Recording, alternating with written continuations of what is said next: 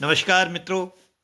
आज एक महत्वपूर्ण विषय वेनेजुएला वेनेजुएला के बारे में मैं बात करना चाहता हूँ। वेनेजुएला जो है, जिस पर जो है हंसने की बात भी है, हास्यास्पद बात भी है और विश्व के लिए चिंता का विषय भी है।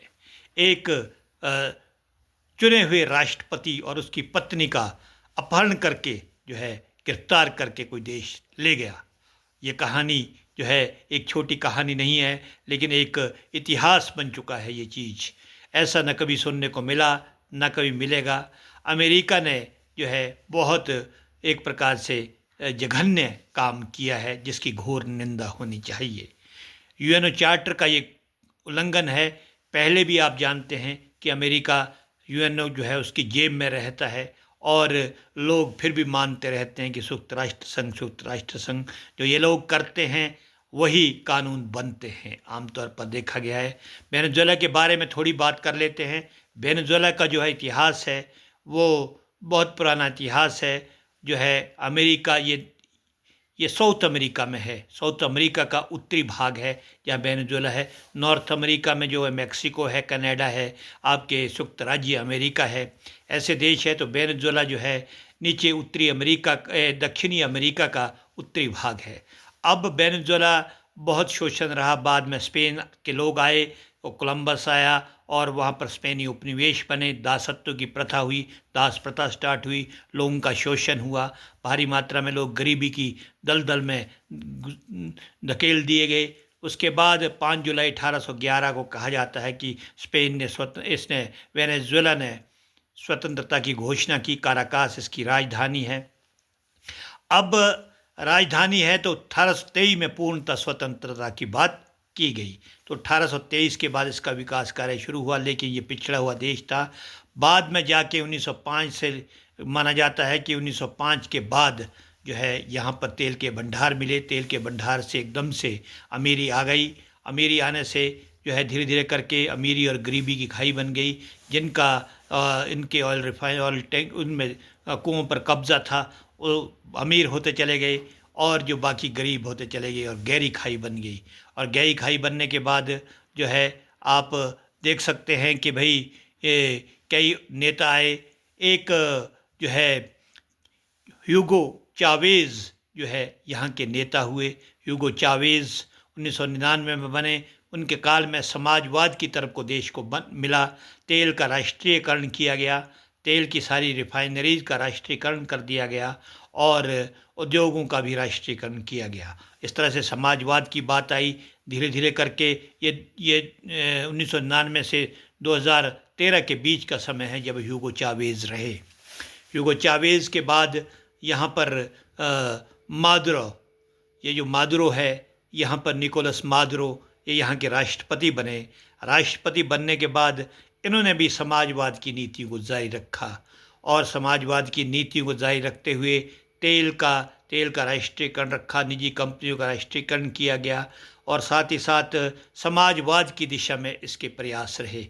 समाजवाद की इसी श्रृंखला में उसका पलट झुकाव जो है अमेरिका के बजाय रूस, ईरान और चीन की तरफ हो गया, जो अमेरिका को कभी स्वीकार नहीं था। अमेरिका एक पूंजीपति देश है, एक ताकतवर देश है और हमेशा ही जो है जो लैटिन अमेरिकन कंट्रीज़ है उनको अपने लिए मंडी का काम उसके लिए लैटिन अमेरिकन कंट्री करते हैं। लैटिन अमेरिकन कंट्री का गरीब रहने का कारण उपनिवेशी सिस्टम तो है ही, लेकिन अमेरिका की जो साम्राज्यवादी नीति है वो भी उसका कारण है। ये अमेरिका नहीं देख सकता था कि कोई देश जो है एक समाजवाद की तरफ उसका पल रहा हो और रूस, चाइना जैसे लोग उस क्षेत्र में हावी हो। 70 से 80% तेल जो है वो चाइना खरीदता रहा।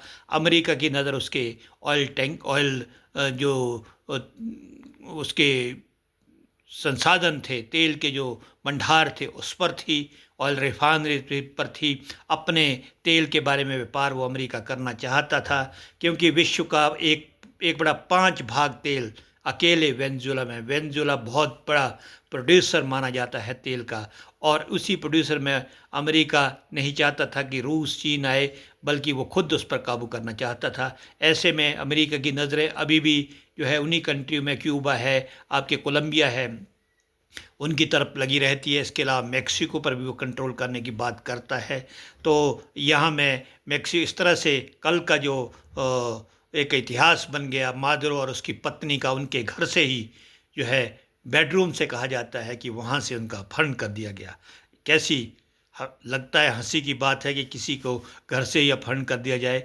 लेकिन आपने देखा होगा, एक तो आप लादेन की बात करते हैं या किसी और एक्सट्रीमिस्ट की बात करते हैं, यहाँ एक बहुत बड़े आतंकवादी की बात करते हैं। अगर उनका अपहरण होता है तो ठीक है, लेकिन एक चुने हुई सरकार में राष्ट्रपति का उसी के घर से अपहरण करके ले जाया, गिरफ्तार कर लिया गया अमेरिका द्वारा, और ये बड़ी जीत मानी गई। ये जीत नहीं है, विश्व के लिए बहुत बड़े खतरे का संकेत मिल रहा है, और ये खतरा ऐसा बढ़ चुका है कि भाई जिसकी कोई कल्पना नहीं कर सकता। और जो अभी राष्ट्रपति बने हैं माननीय ट्रंप, खुद एक व्यापारी है। व्यापारी वो विश्व के उन देशों पर अधिकार करना चाहते हैं, उनकी मंडियों पर अधिकार करना चाहते हैं जहां उनके लिए सुविधा हो और जहां से उनको ज़्यादा धन प्राप्त हो। ऐसे में वो उन्हीं के साथ डील भी करेंगे और अन्य समझौते भी करेंगे। जहां ताकत का प्रयोग करना होगा वहाँ ताकत का प्रयोग भी करेंगे। पहले कार्यकाल में तो ट्रंप एक प्रकार से कहा जाता है कि एक्सीडेंटली राष्ट्रपति बन गए, लेकिन अभी कंफर्टेबल मेजॉरिटी के साथ वो राष्ट्रपति बने हैं। तो अब ऐसी नीतियाँ चला रहे हैं कि विश्व को एक प्रकार से बहुत बुरी तरह से झकझोर कर उन्होंने रख दिया है। अभी कुछ दिनों पहले भारत और पाकिस्तान के बीच युद्ध हुआ था ऑपरेशन सिंदूर के तहत, और भारत ने विजय प्राप्त की थी। और विजय प्राप्त करने के बाद कई हमारे देश के बड़े देशभक्त नेता ये क्या कह रहे थे कि भाई पाकिस्तान जो है, उनको देशभक्त कहना तो क्या है, देशभक्त तो देशभक्त होते हैं, लेकिन नाटक करते हैं देशभक्ति का कि भारत पाकिस्तान जो है, पाकिस्तान ने जो है काफ़ी नुकसान भारत को पहुंचाया है, जो कि बिल्कुल गलत था। भारत विजयी हुआ था। और इस बीच ट्रंप ने कई बार कहा कि उसने युद्ध रुकवाया है। अब ट्रंप ने युद्ध रुकवाया है, उस पर भी बार बार ये कहते थे विपक्ष के नेता कि भाई ट्रंप को जवाब दो, ट्रंप को। अब बताइए आप, आज वेनेजुएला को अधिकार कर दिया, ट्रंप को क्या जवाब देना। भारत तेल आयात कर रहा है रूस से, और रूस जो है खतरा बना हुआ है यूक्रेन के लिए। यूक्रेन अमेरिका के साथ है। ऐसे समय में हम अपनी नीतियों का प्रयोग कर रहे हैं, लेकिन आर्थिक स्थिति हमारे को संभालनी है, हम संभाल भी रहे हैं। लेकिन यहाँ पर अगर अमेरिका के राष्ट्रपति के साथ हम पंगा लेते हैं, अमेरिका के साथ पंगा लेते तो क्या होगा। आपने देखा होगा 50% सेंक्शन लगा दी। अब क्यों लगाई? अब भारत के लोगों को ये मालूम नहीं है। बहुत लोगों को तो मालूम है, जो पढ़े लिखे हैं, जो गुमराह करते हैं देश को। आमतौर पर भारत में आके ट्रंप क्या चाहते हैं? ट्रंप चाहते हैं कि अमेरिका जब भारत टैरिफ, एक तो तेल आयात करना बंद कर दे रूस से, दूसरी चीज़ ये है कि भारत के लिए अपने व्यापार खोले, व्यापार मंडियाँ खोले। कौन से? सारे किसानों के जो उत्पाद है, किसानों के लिए जो प्रोड्यूसर्स है, उनके लिए मंडियाँ खोले, उनके लिए रास्ते खोले। इसके अलावा आप जो है ये जो क्या कहते हैं डायरी सेक्टर है, उसमें वो प्रवेश चाहता है। मछली फिशरी सेक्टर में वो प्रवेश चाहता है। अन्य जो किसान संबंधी बातें उनमें वो प्रवेश चाहता है, जिससे कारण हमारे किसानों की हालत और ज़्यादा ख़राब हो गई। ऐसे समय में कैसे इसका जो है उसकी सैंक्शन, उसकी बातों को माना जा सकता था। आप देखते हैं हमारे को डिप्लोमेटिक नीति, हमारे कूटनीतिक नीति चलानी पड़ेगी। अमेरिका के साथ भी रहना पड़ेगा, क्योंकि आपने सब जानते हैं 1947 के बाद भारत जब आज़ाद हुआ, भारत में आज़ादी के बाद कई तरह की बातें आई। 3 तरह के फैक्टर मेन तौर पर भारत में उभरे। एक जातिवादी फैक्टर, दूसरा धर्म हिंदू मुसलमान का फैक्टर, और ये 3 फैक्टर हिंदू मुसलमान और जातिवाद, ये फैक्टर जो है भारत को कमज़ोर करते रहे। हमारे नेताओं ने इसकी आड़ में देश को कमज़ोर किया। कमज़ोर करने के बाद आर्थिक और सामरिक रूप से हम बहुत ताकतवर नहीं बन पाए। हमारे पास हथियारों की कमी रही। हम कैसे कैसे युद्ध तो जीते, लेकिन उतने हथियार नहीं थे। अब आपको बता दें कि भाई अब अमेरिका की नीतियां क्या है। अमेरिका की नीतियां विश्व में दादागिरी की नीति है। विश्व को बहुत ज़्यादा खतरे में डालने की नीतियाँ हैं कि भारत जो उनकी बात नहीं मानेगा उसको कुचल दिया जाएगा। इसलिए ऐसे समय जब भारत अमेरिका का मुकाबला नहीं कर सकता, तो भारत को ट्रंप की बात का जवाब देने की आवश्यकता नहीं है।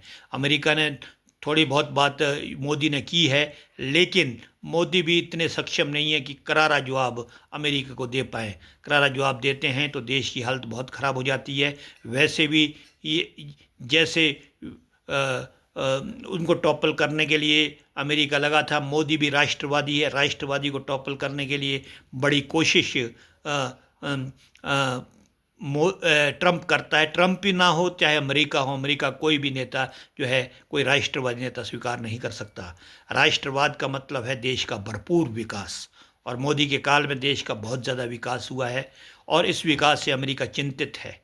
अब चिंतित होने के कारण जो है भारत में भी ऐसे ऐसे नेताओं को पैदा कर रहा है जो भारत के लोगों को गुमराह करके जो है अमेरिका की तरफ उनको किया जाए। कई तरह की बातें की जाती है कि चुनाव निष्पक्ष नहीं हुए, कुछ और नहीं हुए, कई तरह की चीज़ें खरीदी जा रही है, कई तरह के हिंदू मुसलमान दंगे किए जा रहे हैं। आप देखें कहाँ दंगे नहीं हो रहे, विश्व के कोने कोने में दंगे हो रहे। मुसलमान मुसलमान से लड़ रहा है, और ईसाई और मुसलमानों के बीच तो बहुत पहले से लड़ाइयाँ चलती रही है। तो भारत में तो मुसलमान अति सुरक्षित है, बल्कि भारत के हिंदुओं के लिए खतरा बहुत ज़्यादा है। भारत के हिंदू के जब कहीं से फतवे जारी होते हैं, कहीं से कोई आवाज़ उठती है, तो लोग एकजुट हो जाते हैं, क्योंकि भारत हिंदू धर्म में तरह तरह के देवी देवताओं के उपासक लोग हैं। इसलिए एक एक इस पर पहुंचते नहीं हैं। जातिवादी शक्तियां आंखें उठाए खड़ी है, तो ऐसे समय में एकजुटता नहीं है। ऐसे में अमेरिका के पास बहुत ज़्यादा बहाना बन जाता है कि राष्ट्रवादी सरकार को कुचलने की प्रयास करे। अमेरिका प्रयास करता है, इसीलिए डिप्लोमेटिक नीति पर चलानी पड़ती है, कूटनीति का काम लेना पड़ता है। अगर हम कूटनीति नहीं करेंगे तो अमेरिका के गैस जाएंगे, तो ये भारत के लिए खतरे की घंटी होगी। अगर हमें विकास चाहिए, देश में समृद्धि चाहिए, भारत के लोगों को एकजुट होना होगा। ये जो तथाकथित नेता है जो किसी की जो है गुमराह करने में आ रहे हैं विश्व के दूसरे जो नेताओं के, उनसे बचना होगा। अगर उनसे नहीं बचे तो भारत की स्थिति भी ऐसे ही खराब हो जाएगी, और सैकड़ों सालों तक हम तो देख नहीं पाएंगे ऐसी जो समृद्धि जो आ रही है, ताकत जो आ रही है, हम तो देख नहीं पाएंगे, हमारे बच्चे भी इसको नहीं देख पाएंगे। ये मैं आपको कहता हूँ। तो ये जो वेनेजुएला का उदाहरण है, ये एक विश्व के सामने एक चिंता की स्थिति है। संयुक्त राष्ट्र संघ को तो मैं बिल्कुल ही पंगु मानता हूँ। किसी तरह के मामलों में जो है वो कामयाब नहीं हुआ। वो सिर्फ उन मामलों में कामयाब हुआ है जो अमेरिका चाहता है। अमेरिका जहाँ सॉल्व करना चाहता है वहाँ वो कामयाब है, जहाँ अमेरिका नहीं चाहता वहाँ वो फेल है। और इतना फेल है कि आप देख सकते हैं कि वेनेजुएला के राष्ट्रपति को उठा कर के वो जो है अमेरिका ले गए। समाजवादी जो आजकल बोलते हैं, समाजवादी समाजवादी, रूस और चीन क्या कर लेंगे आप देखना। रूस और चीन में ये ताकत नहीं है कि अमेरिका कोई मुकाबला ना करे। अब कूटनीति भी उनके काम नहीं आती है। कूटनीति थोड़ी चलेगी, ताकत चलेगी यहाँ। अमेरिका जहाँ चाहेगा वहाँ पर अपना कब्जा कर लेगा। इसलिए मित्रों, अपने देश के लिए प्रयास करो, अपने देश के बारे में सोचो, देश की ताकत बढ़ाने का सोचो। शांति तभी संभव है जब आपके पास ताकत है। अगर आपके पास ताकत नहीं है, आप स्ट्रांग नहीं है, तो आपकी शांति किसी काम की नहीं है, आप कुचल दिए जाओगे।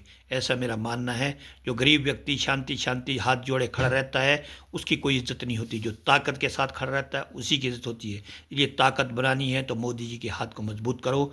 मोदी जी जैसा दूसरा नेता आएगा, कांग्रेस में आएगा, किसी और पार्टी में आएगा, तो उसका भी समर्थन दो। देश अगर ताकतवर है तो हम ताकतवर है, और आने वाला समय तभी ताकतवर हो सकता है। अदरवाइज ऐसे जैसे हमारे कितनी कितनी शर्म की बात है किसी देश के राष्ट्रपति को जो है वहाँ से अपहरण करके उन पति पत्नी को ले जाया जाए। कितने शर्म की बात है। इसे शर्म की बात कोई नहीं है। ऐसा उदाहरण आ जाए तो उस देश के लोगों को ही शर्म से चुल्लू भर पानी में डूब मरना पड़ता है। ऐसा मैं वेनेजुएला कहूँगा। वेनेजुएला बहुत ही ऐसा देश है जिसके विभीषण पैदा हो रहे हैं। भीषण घर का भेदी लंका ढाए।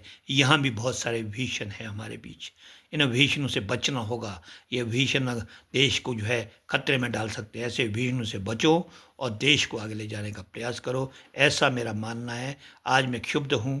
मेरे चैनल को सब्सक्राइब किए, मुझे फॉलो करने का प्रयास कीजिए और मुझे आगे बढ़ने के लिए प्रेरित करती है। मैं अच्छे बातें आपको देने का प्रयास करूंगा।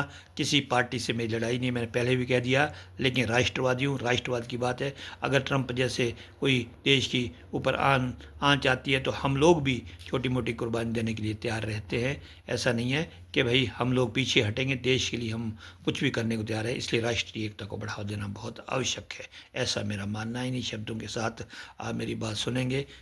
आपका बहुत बहुत धन्यवाद। जय हिंद, जय भारत।